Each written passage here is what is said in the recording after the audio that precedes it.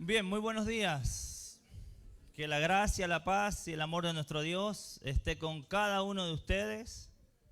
Qué gozo y qué alegría que podamos estar un domingo más, un primer día de la semana más, alabando y glorificando su nombre. Este es el momento más especial del día. Es el mejor lugar en el que podemos estar. No hay mejor lugar que estar adorando al Señor con su pueblo juntos. Bien, mis hermanitos, vamos a continuar con nuestras clases del Evangelio de Marcos, así que le invito a abrir su Biblia conmigo en el Evangelio de Marcos. Vamos a estar considerando el pasaje que encontramos en el capítulo 15, así que Evangelio de Marcos, capítulo 15, desde el verso 1 en adelante. Evangelio de Marcos, capítulo 15, desde el versículo 1 en adelante. Vamos a dar lectura capítulo 15 del 1 al 6, vamos a desarrollar y después vamos desde el 6, del 1 al 5 y después vamos desde el 6 en adelante. Muy de mañana, habiendo tenido consejo los principales sacerdotes con los ancianos, con los escribas y con todo el concilio, llevaron a Jesús atado y le entregaron a Pilato. Pilato le preguntó: ¿eres tú rey de los judíos? Respondió él y dijo: tú lo dices. Y los principales sacerdotes les acusaban mucho. Otra vez le preguntó Pilato, diciendo: ¿no respondes? Mira cuántas cosas te acusan. Mas Jesús ni aun con eso respondió, de modo que Pilato se maravillaba. Como lo vimos en los pasajes anteriores, estamos en la última semana de Jesús. Realmente, ahora vamos entrando a sus últimas horas. Se acerca la semana, el momento de la pasión de Cristo. La hora de la glorificación ha llegado. La hora en la que Jesús va a glorificar al Padre ha llegado. La hora en la que Jesús va a tener que beber la copa amarga ha llegado, aunque le había rogado al Padre 3 veces que si fuese posible pasara de él esa copa. Llegó la hora de hacer la voluntad de Dios. Jesús ya fue, como lo vimos en los pasajes anteriores, arrestado en el monte de Getsemaní. Fue arrestado por una gran multitud que vino a él con armas, con palos, con antorchas, como si se tratara del más peligroso de los malhechores. Vinieron a él con palos, con armas, con antorchas, como si vinieran a arrestar al peor de los asesinos. Sin embargo, a Jesús nadie le quitó la vida, pues, según lo que vemos en el Evangelio de Juan, él mismo la dio, él la puso por cada uno de nosotros. Ahora, ¿por qué está pasando todo esto? ¿Por qué razón Jesús está enfrentando una a una estas cosas? ¿Por qué está pasando? Y la respuesta es porque los propósitos eternos de Dios se están cumpliendo a la perfección. La Escritura y todo lo que los profetas decían referente a Cristo y a sus padecimientos se están llevando a cabo. Recuerde que Jesús fue entregado según el previo anticipado conocimiento de Dios, como nos lo enseña Hechos capítulo 2. Ahora bien, luego de ser arrestado, luego de haber sido llevado como el más peligroso de los ladrones, Jesús va a tener que enfrentar varios juicios. Va a tener que presentarse delante de unos, va a tener que presentarse delante de otros. Por lo menos, escuche bien esto, y es interesante, porque por lo menos 6 veces Jesús va a tener que presentarse delante de un juicio. En muy, pero muy poco tiempo, el Hijo de Dios, el inocente, aquel que no tenía mancha, pecado, aquel que no hizo ningún daño, va a tener que presentarse 6 veces ante 6 juicios. 3 de ellos ante las autoridades judías y otros 3 ante las autoridades romanas. Lo que vemos en la Escritura es que Jesús va a ser llevado primeramente ante Anás. ¿Quién era Anás? El suegro de Caifás, que en ese tiempo era el sumo sacerdote. Jesús va a tener que enfrentar su primer juicio delante de Anás. Hay un juicio falso, una condenación falsa, tratando de encontrar algún crimen en Jesús contra el Estado, contra Roma, pero ¿saben qué? No hay absolutamente nada malo en él. Esto ocurre aproximadamente alrededor de las 1:03 de la mañana. Luego de eso, va a tener que comparecer ante el tribunal del Sanedrín. Y hay algo interesante. ¿Por qué?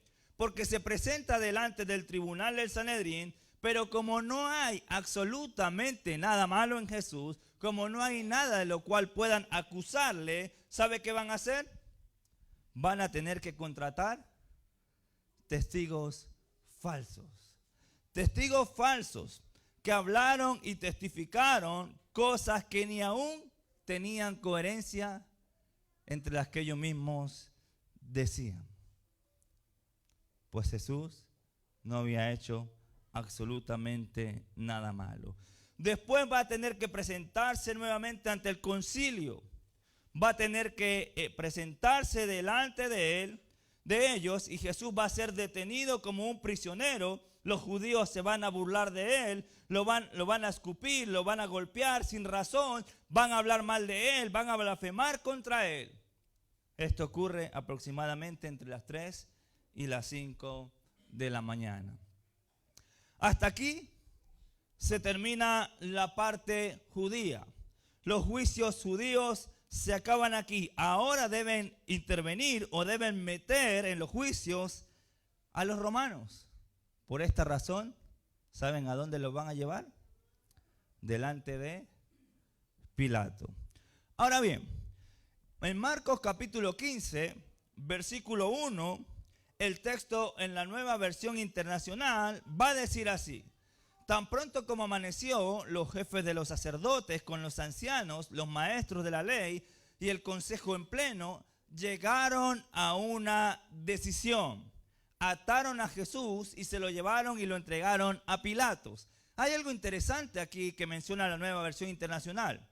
Los sacerdotes, los ancianos, los maestros de la ley y el consejo en pleno ya tomaron una decisión. Ellos ya juzgaron, condenaron, tomaron una decisión referente a Jesús. Para todos estos hombres, Jesús es culpable, pues ellos ya así lo han decidido. Ahora, la pregunta es, si ellos ya tomaron una decisión, si ellos ya tomaron una determinación, si ya condenaron a muerte a Jesús, ¿por qué razón lo llevan entonces ante Pilato? ¿Cuál es la razón? ¿Por qué lo hacen, según dice el texto, cuando amaneció? ¿Por qué razón van a llevarlo y presentarlo ante Pilatos? Escuche bien, la primera razón: el Sanedrín, los fariseos, escribas y sacerdotes quieren mantener una apariencia de legalidad en lo que van a hacer o en lo que están haciendo. Ellos quieren mantener una apariencia de legalidad, justificando de alguna manera y por alguna razón la muerte de Cristo, aunque no haya ninguna. Los judíos querían y necesitaban respaldar y darle legalidad al arresto injustificado que habían hecho la noche anterior. Por eso se levantan muy de mañana, van muy de mañana, antes de que amaneciese, y lo llevan ante Pilato. Pues el arresto que habían hecho era injustificado e ilegal. Como vimos a lo largo de todo el libro de Marcos, los fariseos, escribas, el concilio y todos ellos intentaban siempre mantener una apariencia de rectitud, de legalidad. Ellos se preocupaban por mantener su apariencia, parecer justos y legales. Sin embargo, no había manera de justificar el juicio y esta gran mentira que estaban haciendo contra Jesús. Es interesante porque el texto va a decirnos que estos escribas, fariseos y todos ellos no fueron capaces de entrar al pretorio cuando llevaron a Jesús ante Pilato. ¿Sabe para qué? ¿O por qué? Para no contaminarse. Pero eran capaces de matar, asesinar, juzgar con mentiras a un hombre total y absolutamente inocente. Se cuidaban tanto de su apariencia, de legalidad y de pureza que no fueron capaces de entrar al pretorio, pero sí eran capaces de condenar, matar a un hombre inocente como Jesús. Su única preocupación era la apariencia, mas su corazón estaban totalmente contaminados y llenos de envidia. Amén. Segunda razón por la que llevan a Jesús ante Pilato. Los judíos no buscan en Pilato un juez, pues ellos ya lo habían juzgado. No quieren un juez, sino buscan un ejecutor. De esa manera, ellos no podrían ser acusados o culpables o tener la responsabilidad, sino la culpa, la responsabilidad de la muerte de Cristo no recaería en ellos, sino que recaería en otro. Aunque ellos fueron los que juzgaron, condenaron y promovieron la muerte de Cristo. Sin embargo, querían mantenerse sin culpa y sin responsabilidad. La tercera y la más importante.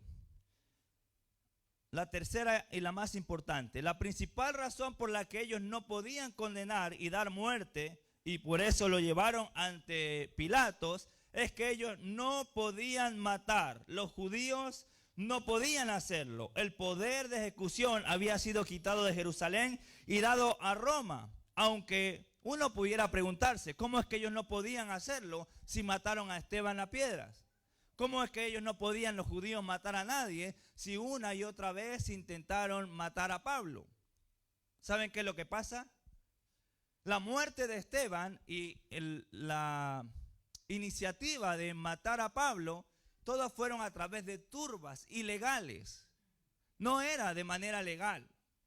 Los judíos, los fariseos, los escribas, los sumos sacerdotes no querían hacer nada ilegal. Ellos querían seguir manteniendo su apariencia de legalidad. Por lo tanto, no podían ser ellos los que lo ejecutaran. Pues dice el Evangelio de Juan en el pasaje paralelo: entonces salió Pilato a ellos y le dijo: ¿Qué acusación traéis contra este hombre? Respondieron y le dijeron: si este no fuera malhechor, no te lo habríamos entregado. Entonces le dijo Pilato: tomadle vosotros y juzgadle según vuestra ley. Y los judíos le dijeron: a nosotros no nos es permitido dar muerte a nadie. Ellos no podían asesinarlo, ellos no podían ejecutarlo, ellos no podían hacerlo. Por lo tanto, tuvieron que traerlo a Pilatos, tuvieron que traerlo a los romanos. Y como dije anteriormente, el Sanedrín y los fariseos solamente querían cuidar su apariencia de legalidad. En el 15:1, volvamos a concentrarnos en el 15:1, muy de mañana, teniendo consejo los principales sacerdotes y ancianos con los escribas y con todo el concilio, llevaron a Jesús atado y lo entregaron a Pilato. ¿De qué manera llevaron a Jesús? Según nos indica el verso 1, lo llevaron atado. Y es interesante porque llevan atado, amarrado al príncipe de paz. Llevan atado a aquel que solamente les hizo bien a sus vidas. Llevan atado a aquel que los sanó, les enseñó y les ayudó durante mucho tiempo. Llevan atado al único que realmente podía librarlos de la muerte y la condenación eterna. Llevan atado a aquel a quien delante de él deberían haber caído de rodillas. Lo presentan ante Pilatos. ¿Quién es Pilatos? ¿O qué se decía de Pilatos? De Pilatos se decía que era inflexible, falto de misericordia, obstinado, y hombre que repetidamente infringió castigos sin juicio previo y cometió muchos actos de crueldad. Por eso lo llevan ante Pilato. ¿Qué se decía de él? Un hombre inflexible, falto de misericordia, obstinado, que repetidamente castigaba sin hacer previo juicio. Un hombre lleno de crueldad. Pilato no quería impartir justicia. Su único deseo y su única preocupación era cuidar su posición y quedar bien ante el emperador. Ahora, versículo 2. Pilato le preguntó: ¿eres tú rey de los judíos? Respondió él y dijo: tú lo dices. Esta es una de las muchas acusaciones falsas contra Jesús. La pregunta que hace Pilato es: ¿eres tú rey de los judíos? Hay más acusaciones. Por ejemplo, en Lucas capítulo 23, no vayan allá, verso 2, dice el texto: y comenzaron a acusarle diciendo: a este hemos hallado que pervierte a la nación, que prohíbe dar tributo al César, diciendo que él mismo es el Cristo, un rey. Esas son las acusaciones o algunas de las acusaciones que hacen ante Jesús: pervertir la nación, prohibir dar tributo al César, decir que él es el Cristo y colocarse en posición de rey. Hay algo interesante. Un gobernador romano no habría sentenciado a muerte a un judío que hubiera violado sus normas religiosas judías. Es decir, la acusación de Jesús de blasfemia, al saber que si lo hubiese hecho, si Jesús se hacía pasar por el Mesías, no es suficiente razón para Pilatos sentenciarlo. ¿Por qué? Porque los romanos eran indiferentes a ese tipo de acusaciones. Al gobierno solamente le importaban las cuestiones religiosas que podían causar problemas políticos. Ellos, los líderes religiosos, reformularon las acusaciones en contra de Jesús para poder que Pilatos los tomara en cuenta. ¿Se entiende lo que digo? Para el gobierno romano no le interesaba bajo ningún concepto que algún judío faltara alguna ley de ellos, pues no les interesaba. La única forma de que el gobierno interviniese, actuase o llamara la atención de ellos es que los problemas religiosos que tuviesen los judíos repercutieran y afectaran de manera política a ellos. Por eso Pilato se va a concentrar solamente en una acusación. ¿Cuál es? ¿Eres tú rey de los judíos? Pilato solamente se va a concentrar en la acusación de que él se está autonombrando rey. La pregunta que le hace: ¿eres tú rey de los judíos? Jesús va a responder: tú lo dices. Y esta es la traducción literal. Esa expresión puede tener varios significados dependiendo de la entonación. La traducción podría ser: así como tú lo dices. Es posible que lo más probable es que la respuesta haya sido menos directa: tú lo dices o lo que tú digas. Jesús se niega a defenderse. Su silencio ante los cargos provocados ante Pilato, Jesús se mantiene callado y lo único que dice es: tú lo dices. Ahora, los principales sacerdotes, escribas, no van a quedarse tranquilos. Porque ¿qué dice el verso 3?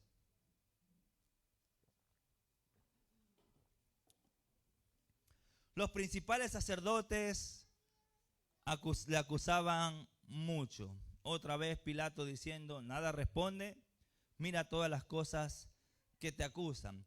Los principales sacerdotes lo acusaban mucho. Lo interesante de esto es que por más acusaciones que hacían hacia él, todas estas acusaciones eran totalmente falsas, sin fundamento.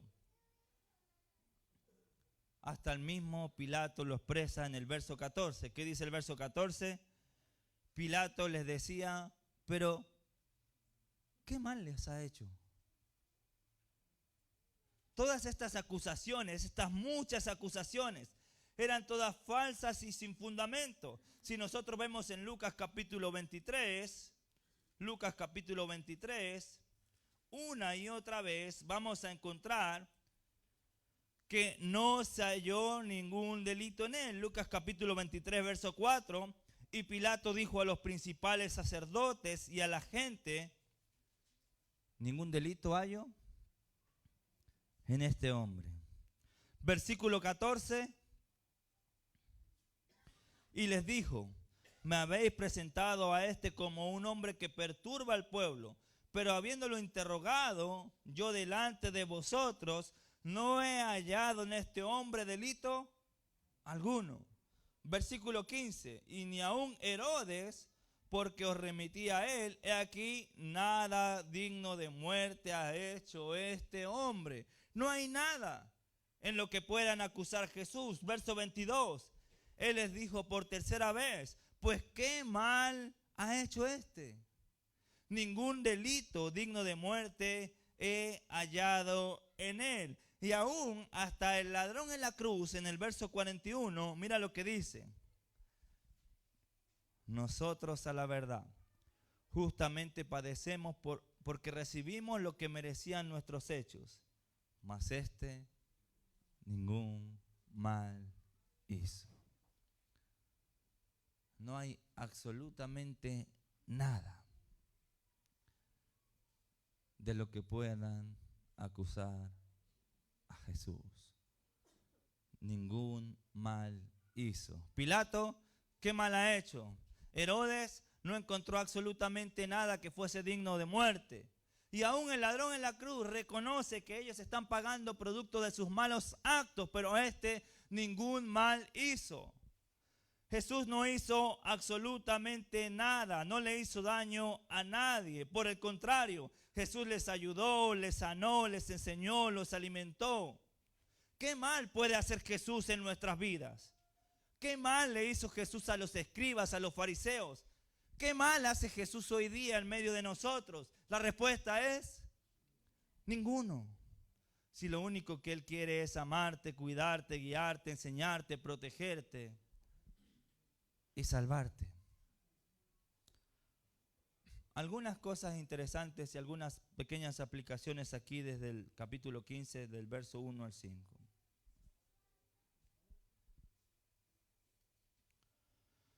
Jesús es interrogado una y otra vez. Sin embargo, Jesús fue un hombre íntegro en todos los aspectos de su vida. No se halló maldad en él, ni engaño en su boca. Jesús desarrolló su vida en una total y absoluta santidad. Jesús es el inocente Hijo de Dios, sin mancha, sin contaminación, sin pecado, sin engaño. Va a ser juzgado por hombres pecadores, siendo Él santo y limpio. Ese debe ser nuestro ejemplo a seguir. A Él debemos imitar. Debe haber santidad, integridad en nuestras vidas. Si la gente te ve a ti hoy, ¿puede hallar algo malo en ti? ¿Puede hallar algo malo en mí?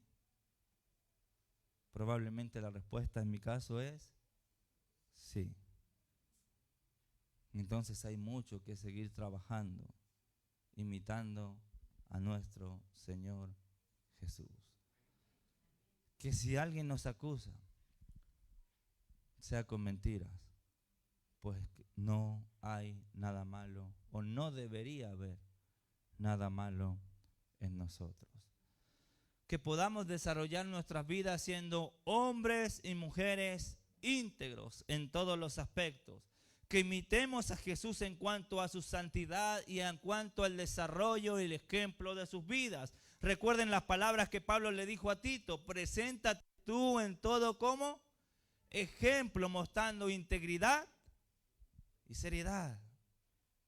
Así debemos desarrollar nuestras vidas, pues el ejemplo nuestro es Cristo Jesús. Amén. Segunda cosa que vemos aquí desde el verso 1 al 5. la actitud de los escribas y fariseos. Volviendo al punto y concentrándonos en Jesús, ¿qué mal puede hacer Jesús si lo único que quiere es amarnos, cuidarnos, guiarnos, enseñarnos y salvar nuestras vidas? Sin embargo, al igual que los sacerdotes, escribas y fariseos, muchos hoy día quieren desaparecer a Jesús de sus vidas. Por más bien que Jesús nos hace, por más cosas buenas que Jesús quiere hacernos en nosotros, por más que quiera amarnos, guiarnos, protegernos, ayudarnos y salvarnos, hay mucha gente que solamente quiere borrar, desaparecer a Jesús de sus vidas. Hay gente que quiere borrar por completo a Jesús de sus hogares, de sus familias, de sus matrimonios, de los colegios, de nuestras vidas. Hay gente que no quiere que se hable de Jesús. Hay gente que quiere mantener lejos y distante a Jesús. Hay gente que no quiere saber absolutamente nada de Jesús, por más que Jesús es el único que puede salvar, sanar y rescatar nuestras vidas. Por más que Jesús nos haga bien, hay gente que solamente quiere borrar por completo a Jesús de sus vidas. ¿Y sabe cuál es la razón de fondo? Los escribas y fariseos tenían envidia, pues Jesús quería o les iba a robar protagonismo y poder. Pero la razón de fondo por la que muchos hoy día quieren borrar a Jesús de sus vidas es porque no queremos un rey que gobierne nuestras vidas. Pues pretendemos ser nuestros propios reyes, los reyes de nuestras propias vidas, sin saber ni siquiera cómo vivirlas. ¿Sabe por qué no queremos a Jesús en nuestras vidas? Porque según Jueces capítulo 21, verso 25, cuando no hay rey, esto es lo que pasa. En estos días no había rey en Israel y cada uno hacía lo que bien le parecía. ¿Sabe por qué queremos borrar a Jesús de los colegios? ¿Sabe por qué queremos borrar a Jesús de nuestros matrimonios, de nuestros hogares y de nuestras vidas? Porque queremos vivir haciendo lo que nos parece. Porque queremos vivir y desarrollar nuestras vidas siendo nuestros propios dioses y nuestros propios reyes. En pocas palabras, queremos hacer lo que nos da sin que nadie nos diga nada. Por eso es mejor, crucifíquenlo. Amén. Tercera cosa que aprendemos aquí desde el verso 1 al 5 y tiene que ver con la actitud de Jesús. ¿Cuál fue la respuesta de Jesús ante Pilato? ¿Qué dice el verso 4 y verso 5? Otra vez le preguntó Pilato diciendo, ¿nada respondes? Mira cuántas cosas te acusan, mas ni aún con eso respondió, de modo que Pilato se maravilló.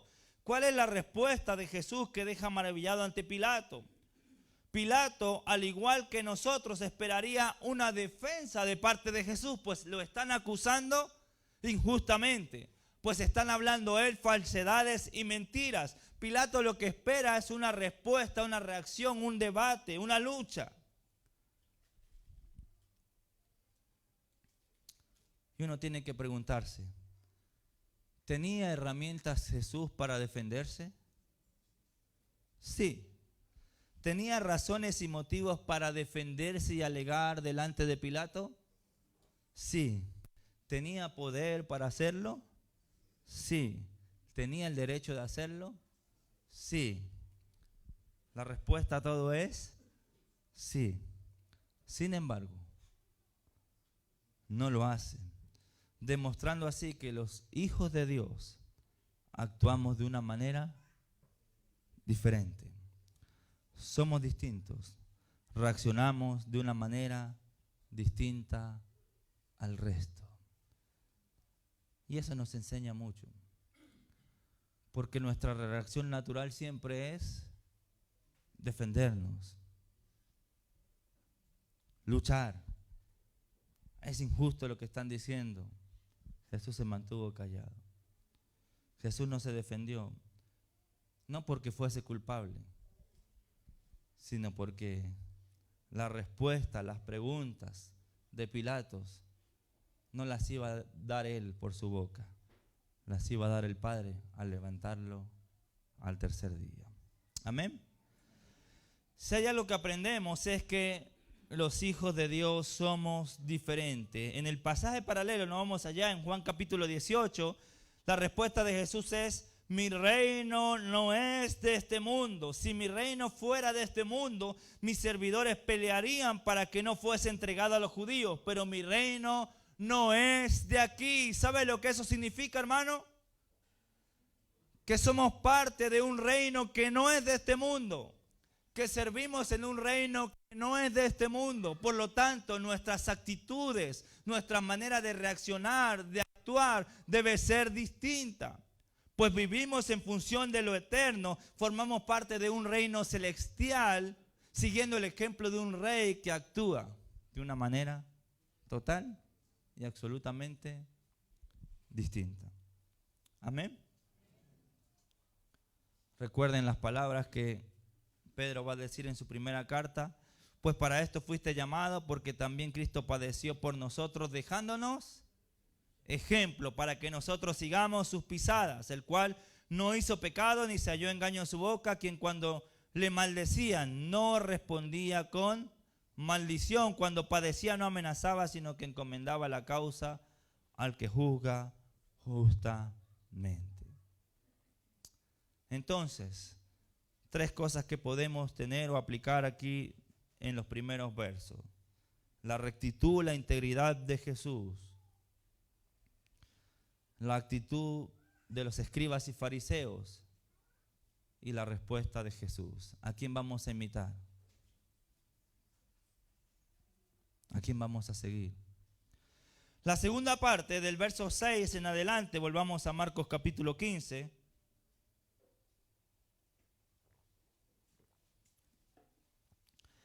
Ahora bien, en el día de la fiesta le soltaban un preso, cualquiera que pidiesen. Y había uno que se llamaba Barrabás, preso con sus compañeros de motín, que había cometido homicidio en una revuelta. Y viniendo la multitud, comenzó a pedir que se hiciese como siempre se le había hecho. Y Pilato le respondió diciendo: ¿qué queréis? ¿Queréis que os suelte al rey de los judíos? Porque conocía que por envidia le habían entregado los principales sacerdotes. Mas los principales sacerdotes incitaron a la multitud para que soltasen más bien a Barrabás. Respondió Pilato y le dijo otra vez: ¿qué pues queréis que haga con el que llamáis rey de los judíos? Y ellos volvieron a dar voces: crucifícale, crucifícale.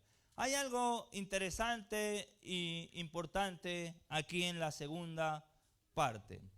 En los versos 5 y 6, o entre los versos 5 y 6, perdón, Pilato va a mandar a Jesús hasta donde Herodes. Marcos no nos relata eso, pero entre el verso 5 y verso 6 va a tener que presentarse Jesús ante Herodes, intentando que sea él el que lo condene y lo ejecute. Y aunque Marcos no nos relata eso, va a ser interesante analizarlo en otro momento. Ahora bien, el verso 6 dice que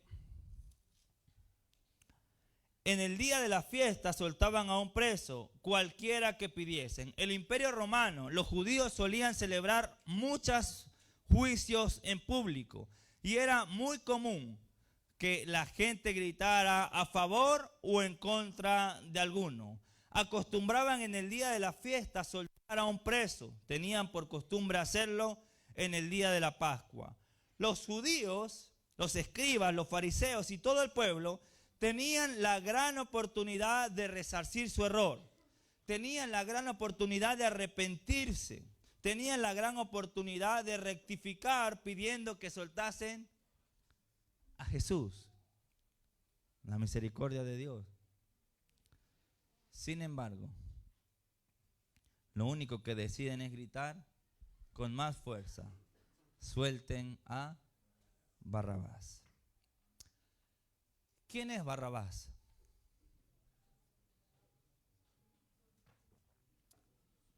Barrabás características que vemos de Barrabás en los 4 evangelios. Rebelde, pues había formado parte de una rebelión.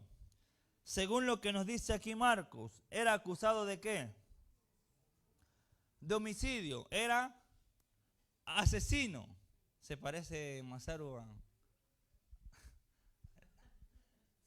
¿Qué más? El Evangelio de Juan va a decirnos en el capítulo 18, verso 40, que era ladrón, asesino, rebelde, ladrón.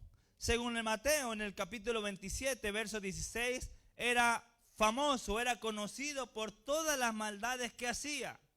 Barrabás era un hombre culpable, que si estaba allí era con razón. Si estaba siendo juzgado era porque había cometido muchas cosas malas. Y sin embargo, el pueblo, incitado por los principales sacerdotes, decidieron, gritaron, suelten a Barrabás, y condenaron al Hijo de Dios. Barrabás significa hijo de padre. Tienen enfrente al Hijo de Dios y tienen enfrente al Hijo de Padre. Tienen enfrente al Hijo de Dios y deciden condenarlo, dando libertad a Barrabás, hijo del Padre. Deciden condenar a Jesús, que ningún mal les había hecho. Tienen enfrente al único que puede dar vida, salvar, y deciden condenarlo. Tienen enfrente a un hombre que solo les sanó las heridas, los alimentó y les ayudó, y quieren y deciden condenarlo. Ahora bien, pensando en esto, ¿de quién era entonces la cruz que ocupó Cristo? ¿Quién debía estar en ese lugar? Dígalo fuerte. ¿Quién? Barrabás. ¿Quién era culpable? ¿Jesús o Barrabás?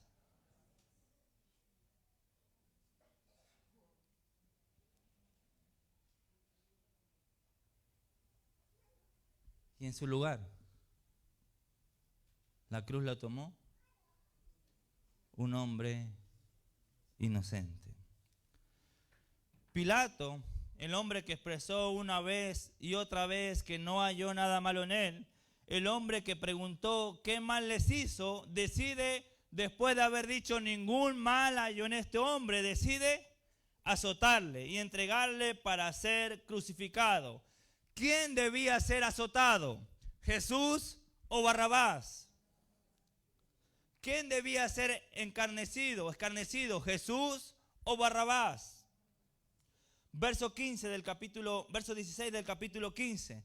Entonces los soldados le llevaron adentro del atrio, esto es el pretorio, y convocaron a una compañía, más de 70 hombres que descargaron su ira contra el Hijo de Dios, golpeándole, abofeteándole, humillándolo, burlándose de él. ¿Quién debía haber sido condenado por estos 70 hombres? ¿Jesús o Barrabás? ¿Quién debía haber sido sentenciado, humillado? ¿Jesús o Barrabás? ¿Quién debía recibir los golpes y haber sido el que fuese herido? ¿Jesús o Barrabás? Si vemos desde el verso 17. Y le vistieron de púrpura y poniéndole una corona de espinas comenzaron a saludarle. Salve, Rey de los judíos. Y golpeaban la cabeza con una caña y le escupían y puesto de rodillas le hacían reverencia. Después de haberle escarnecido lo desnudaron, le desnudaron la púrpura y le pusieron sus propios vestidos y lo sacaron para crucificarle. ¿Quién debía soportar este castigo? ¿En la cabeza de quién debía haber sido golpeado? ¿Quién debía haber sido humillado de la manera que fue Jesús? ¿Quién debía haber soportado la corona de espinas y el dolor que esto conlleva? Los escupitazos. ¿Para quién debían haber sido? ¿Para Jesús o para Barrabás? Y la respuesta es evidente. Para Barrabás. Pero ¿qué pasa? Si hoy te digo que tú y yo somos como Barrabás. ¿Qué pasa si nos hacemos la misma pregunta, pero colocándonos nosotros? ¿Quién era culpable? ¿Jesús o yo?